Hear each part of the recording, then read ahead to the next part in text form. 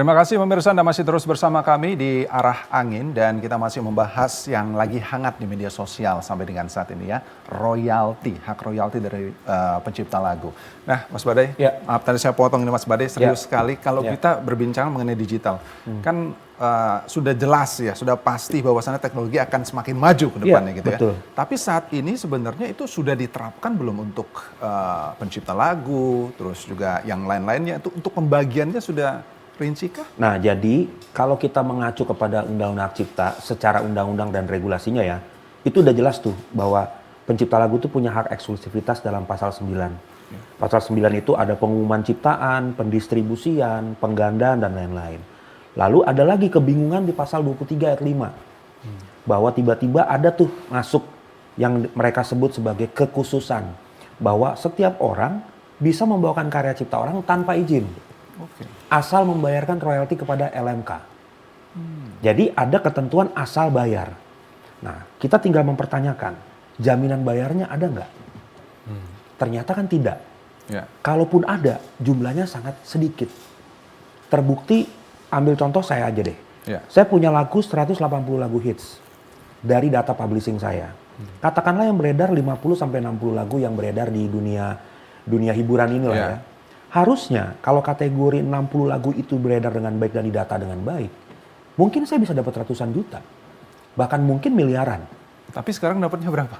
Terakhir saya dapat 494.000. Wah, nongkrong nggak bisa tuh Mas. Nah, lebih mahal ngopi Starling ya daripada royalti saya. Jadi sebenarnya kalau kita bicara teknologi di mana-mana di negara maju ataupun negara berkembang, selalu lebih cepat dibanding undang-undang. Nah, undang-undang kan lebih lambat nih daripada teknologi. Makanya saya mengatakan bahwa sekarang ini saatnya metode-metode yang dilakukan oleh LMKN yang sistemnya manual sistem, tinggal menunggu kebaikan hati event organizer, kebaikan hati outlet atau gerai untuk melaporkan itu, harusnya tidak bisa dipakai lagi. Karena it doesn't works untuk pencipta. Kenapa? Karena kami krisis kepercayaan. Bahwa mungkin dari PHRI dan segala macam, saya percaya mereka pasti mau bayar. Karena sudah ketentuan aturan kan. Tapi ketika mau bayar, apakah sampai ke tangan pencipta dengan baik? Apakah sistemnya transparan? Apakah sistemnya akuntabel dan sistemnya real time? Makanya kalau saya sebagai Sekjen Aksi, kami sudah mempunyai sistem untuk itu. Yaitu sistem direct licensing. Di mana tidak perlu lagi ada perantara, tidak perlu lagi ada reporting manual, real time kita terima dalam basis teknologi online.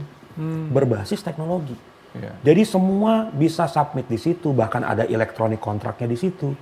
Kita pakai bisa sistem payment gateway-nya bisa pilih. Dan benar tadi kata Pak Yusran bahwa pencipta lagu punya hak untuk klaim atau unclaim. Lagu yang mau dikenakan charge atau tidak. Karena sebenarnya itu adalah esensi dari karya cipta. Itu kan melekat kepada pencipta. Bukan melekat kepada kelembagaan atau melekat kepada dalam tanda kutip penguasa-penguasa ini. Gitu. Jadi menurut saya teknologi ini harus segera dibuat. Gitu. Mas Badai, selama ini dapat laporannya seperti apa memang? Jadi kalau laporan yang kami terima itu biasanya sistemnya hanya angka. Ya. Pertama misalkan saya 494.000. Tapi saya nggak tahu nih di mana lagu ini detail dipakai. Di kafe A, B, C sampai Z kah? Acaranya apakah? Lagunya apakah? Jadi kami nggak pernah mengetahui gimana sih esensi lagu kami ini dipakai secara benar tuh seperti apa. Apakah lagu kami ini memang benar-benar dikit eksploitasinya atau memang lagi hits tapi nagihnya nggak benar. Nah, dalam laporan yang kami ketahui di tahun 2021 atau 2022, penagihan LMKN itu mencapai 180 miliar. Tetapi penagihan performing rights itu hanya 900 juta. Tidak sampai 1%. Nah, ini kan ada sesuatu yang menurut saya ini ada sesuatu yang salah nih. Penagihannya, transparansinya, atau manpowernya. Gitu. Nah, itu kan. Baik. Nanti kita bahas lebih jauh ya, Mas Badai. Pak Maulana, akuntabilitas, transparan yang sudah mungkin selama ini berjalan di PHRI sendiri. Ini kan udah ada juga nih anggota PHRI yang kayaknya udah mengadu mungkin Pak ya. Bagaimana Pak mungkin ke depannya PHRI mengusulkan atau seperti apa sebaiknya ini harus segera diselesaikan? Karena bahaya juga kalau kita ke hotel nggak ada lagunya Pak ya. Jadi gini, saya ingin menerjemahkan yang kritikan saya terakhir itu adalah bahwa pemerintah nggak hadir. Jadi kalau semua diterjemahkan kepada LMKN, tentu mereka akan menerjemahkan versi mereka saja gitu. Padahal di undang-undang itu, saya juga belajar nih, Mas Badai. Mau nggak mau belajar ya.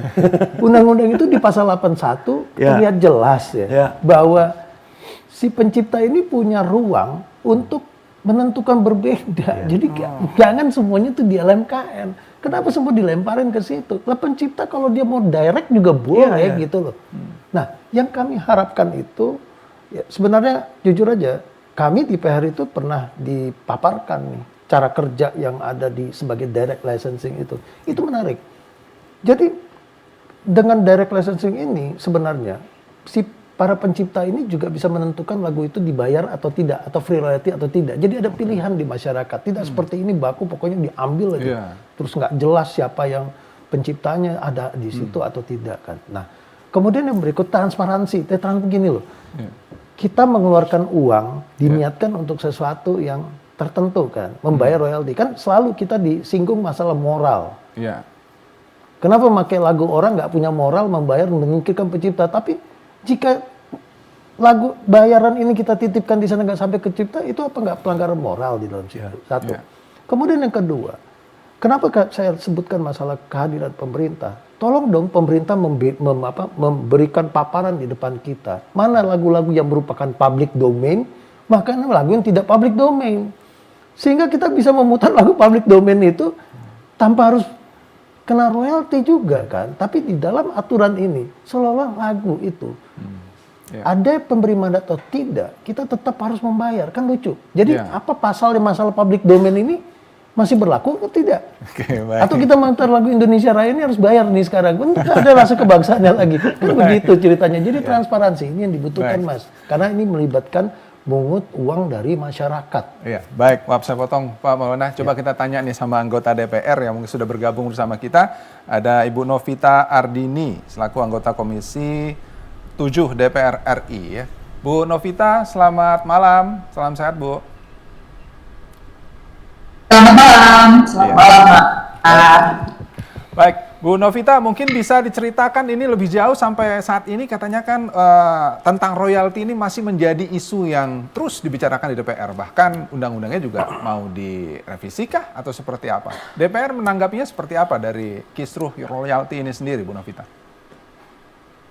Iya baik, terima kasih. Kalau tadi saya mendengar apa yang disampaikan Mas Badai dan juga narasumber yang hadir di studio, kita mengacu bahwa pada Undang-Undang Nomor 28 Tahun 2014 ada beberapa pasal yang saya soroti dari beberapa rapat dengar pendapat bersama dengan Kementerian Ekraf tentang hak-hak pencipta itu apa saja, hak ekonominya apa saja gitu ya. Ada hak menerbitkan, ada hak mengumumkan, ada hak komunikasi ciptaannya, pengadaan, hak distribusi, penerjemah, hak adaptasi, aransemen, transformasi, hak persewaan, hak pertunjukan. Yang kesembilan itu sedang diperjuangkan oleh teman-teman musisi ya pada waktu itu. Nah, ketika rame-rame teman-teman musisi memperjuangkan tentang hak ekonomi pencipta lagu atau pemilik karya ini, saya menyoroti tentang keberadaan pemerintah itu di mana gitu ya. Karena saya bertanya kepada pemerintah pada saat itu, sebenarnya pemerintah itu punya nggak LMKM yang memang ini di bawah pemerintah? Karena mohon maaf, yang saya lihat dari kacamata saya, kalau ekosistem atau mekanisme kolektif royalti ini dikelola perorangan, ini industri bisa hancur, Mas. Salah satunya ini yang terjadi. Makanya kalau memang pemerintah belum bisa menjamin ada LMKN yang memang ini di bawah pemerintah, mestinya peraturan ini jangan dijalankan dulu karena akan sangat chaos seperti ini. Sekarang kita lihat loh, ada beberapa perputaran ekonomi di bawah di daerah yang sangat terdampak semenjak peraturan ini diterapkan. Kita lihat salah satu pemantiknya adalah Mie Gacoan kemarin. Kemudian saya berkeliling ketika saya ke Dapil, ada beberapa kafe yang akhirnya takut untuk memutarkan lagu, bahkan ketika mau ke nikahan orang gitu ya, IO juga akan membahas ada ketakutan-ketakutan untuk memutarkan sebuah lagu. Nah, di sini kan jadi semacam rakyat dibentukkan dengan rakyat gitu. Padahal sebenarnya ini bisa menjadi harmonisasi industri kreatif yang baik. Maka kalau dari DPR RI saya mendorong gitu ya, saya mengusulkan ada revisi undang-undang, di mana di dalam revisi undang-undang ini aturannya harus jelas. Sistem pemungutan royalti ini perlu dikaji ulang dengan sangat mendetail dan juga transparan, harus ada digitalisasi. Mas, kalau kita melihat ya, ada di Amerika, di Jepang, mereka karya-karya yang ada di sana itu kalau kita lihat datanya yang dihasilkan oleh lembaga LMKN milik negara itu jelas, Mas. 15T, 2T gitu ya. Korea Selatan saya lupa, Taiwan juga saya lupa. Nah, saya juga melihat dari kacamata yang besar ya.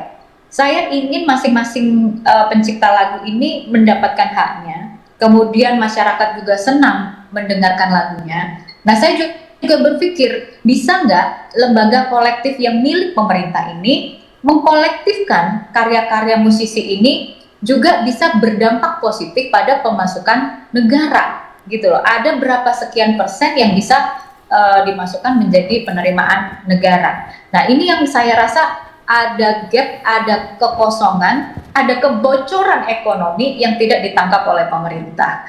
Maka ya sekali lagi saya menekankan lalu lintas kerjasamanya itu harus jelas. Pemerintah harus hadir, mengatur harga, rate-nya berapa, mendorong agar ekosistem aircraft ini tidak hancur dengan tidak memakai sistem individual.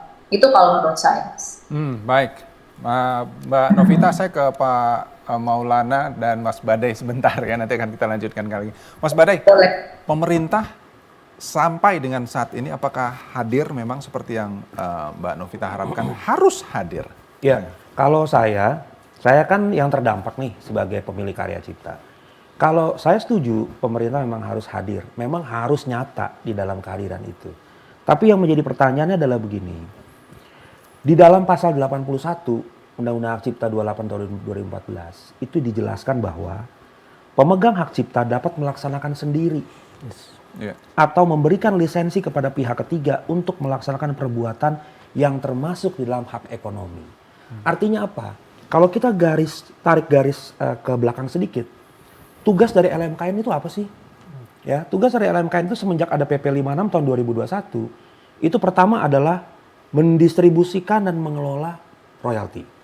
Yang kedua, melakukan kode etik, menentukan kode etik.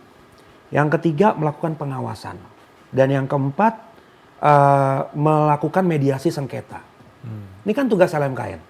Kita ambil untuk mengelola dan mendistribusikan royalti.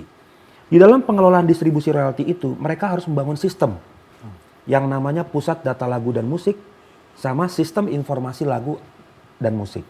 Nah, PDLM dan SILEM ini berguna untuk dijadikan sistem supaya semua terintegrasi dalam teknologi kan. Namun kenyataannya di dalam 2 tahun itu tidak terlaksana.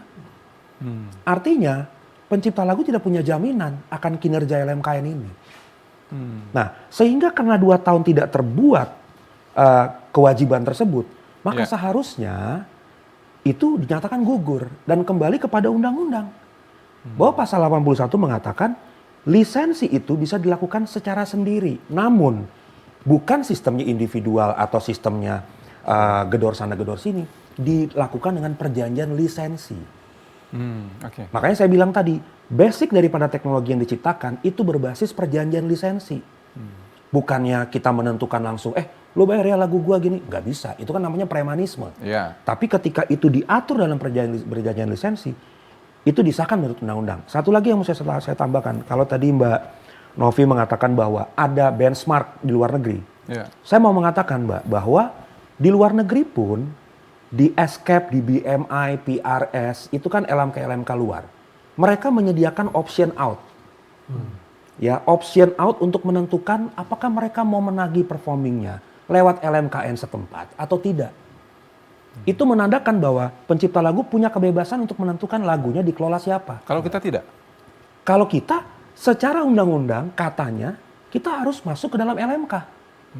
Padahal hak cipta itu melekat kepada pencipta. Begitu juga pengelolaannya. Ketika pengelolaannya tidak transparan, apakah kewajiban itu tetap dilaksanakan? Buat saya itu tidak adil buat penciptanya. Terus selama 2 tahun ini perjuangan yang sudah dilakukan Mas Bade selaku pencipta lagu apa?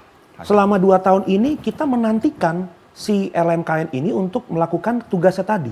Nah setelah 2 tahun tidak terlaksana, kita bertanya dong, dari mana angka-angka ini? Transparansinya seperti apa?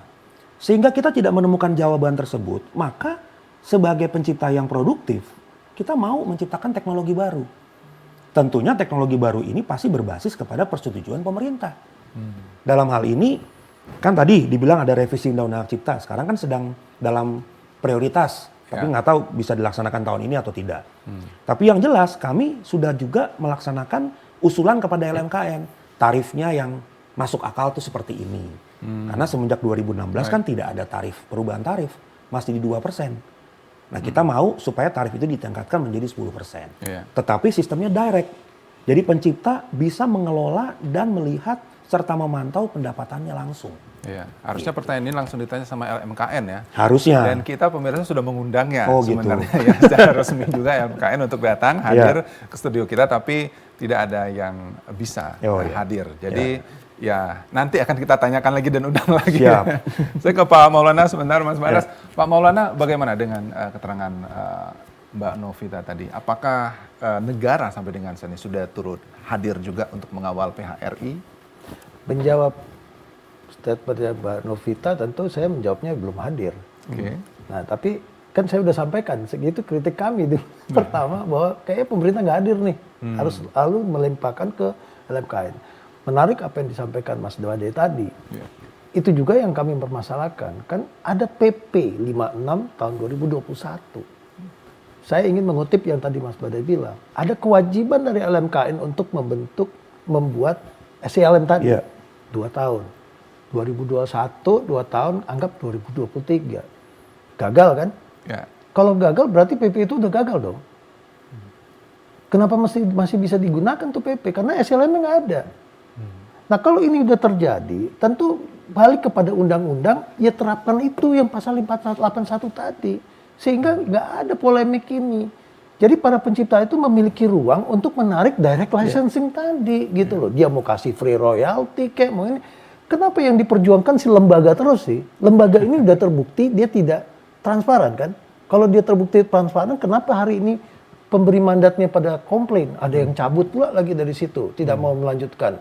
Ya kan? Ada yang mau membawa ini kasusnya ke untuk ke akuntan publik lagi, kan berarti udah nggak transparan. Jadi jangan ke user dulu lah, fokus aja ke internal problem keberadaan lembaga ini.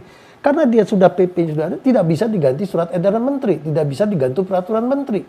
Sudah gagal di sini. Kembalikan ke undang-undang, gunakan pasal 81. Sementara proses revisi undang-undang ini sedang berjalan, sehingga polemik ini bisa selesai. Masyarakat tidak dilindungi dengan ketakutan memutar lagu. Ini pasti ada yang dirugikan. Bayangkan. Yang dirugikan itu yang kecil-kecil tadi Mbak Novita tuh jelaskan. Kayak di kafe, di hotel itu ada penyanyi organ tunggal, home band ini. Gimana nasibnya? Ini yang mesti kita pikirkan akan menyentuh ke masyarakat sampai ke bawah. Karena mereka kerjasama ya dengan pelaku-pelaku usaha besar. Jadi kembalikan ini ke pasal 81. Karena PP ini sudah fail. Pemerintah harus bijak dan hadir di situ untuk menyelesaikan polemik. Jangan hanya jadi penonton, kan nggak bisa seperti ini gitu Mas. Pak Maulana, kalau sampai dengan saat ini sendiri anggota dari PHRI bagaimana kondisi? Ketakutan Mas. Ketakutan semuanya? Ketakutan, karena surat itu dilayangkan kan hari ini.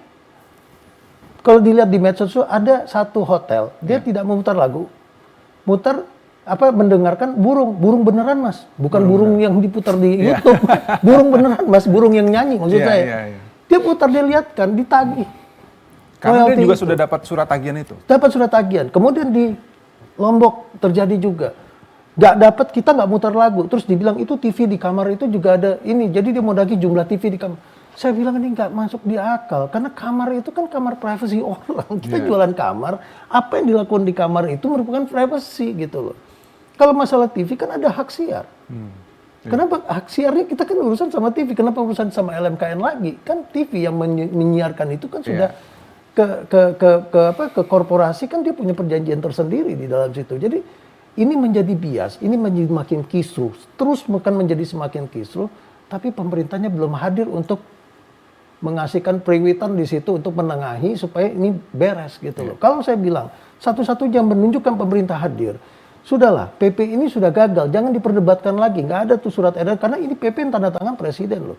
Kembalikan ke pasal 81 biar kita berurusan direct licensing dengan para pencipta, sehingga pencipta juga memberi kebebasan kepada kita terkait kerjasama itu masing-masing pencipta bisa aja.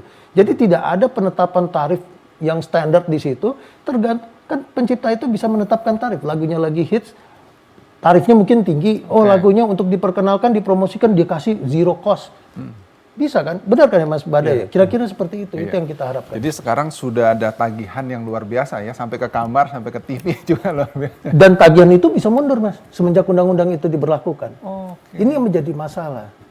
Ya kan saya juga gini Mas, kami pelaku usaha itu juga melihat apa yang terjadi dengan migacuan walaupun itu udah damai. Tapi kalau kita perhatian itu damai itu juga bukan tidak ada tekanan. Apa mereka benar-benar happy di dalam situ.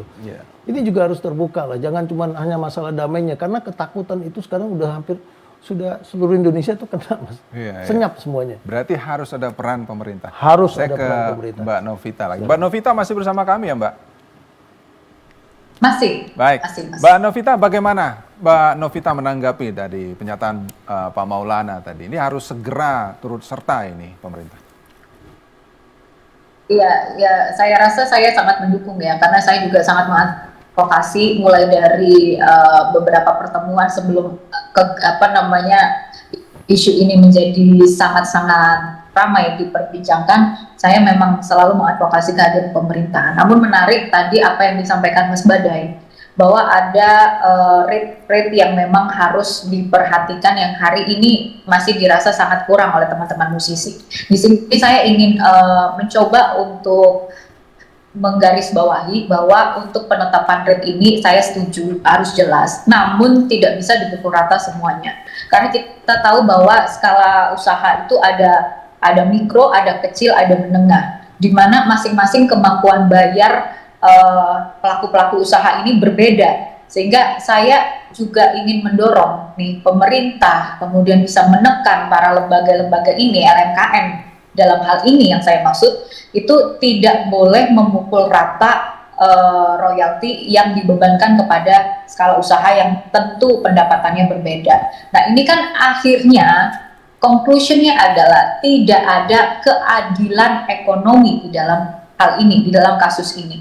Jadi tadi saya sepakatlah dengan Pak Maulana, dengan Mas Badai, bahwa isu transparansi, akuntability ini harus menjadi prioritas yang dibenahi dengan baik oleh pemerintah. Nah kalau kekacauan ini pemerintah hanya diam aja, bagi saya ini udah alarm buruk ya. Udah, kita itu harus mengakui, pemerintah harus mau mengakui bahwa ini salah satu insiden bahwa negara ini masih dipertanyakan keberpihakannya benar-benar kepada rakyat atau hanya pada kepentingan-kepentingan perorangan. Nah ini yang saya rasa ini tugas legislatif untuk kembali menegakkan sebagai fungsinya gitu ya, di anggaran, di legislasi dan juga ke pengawasan, bahwa kita memang benar-benar mewakili suara masyarakat yang ada untuk menegakkan keadilan ekonomi di dalam masalah royalti ini, Mas. Baik kalau begitu.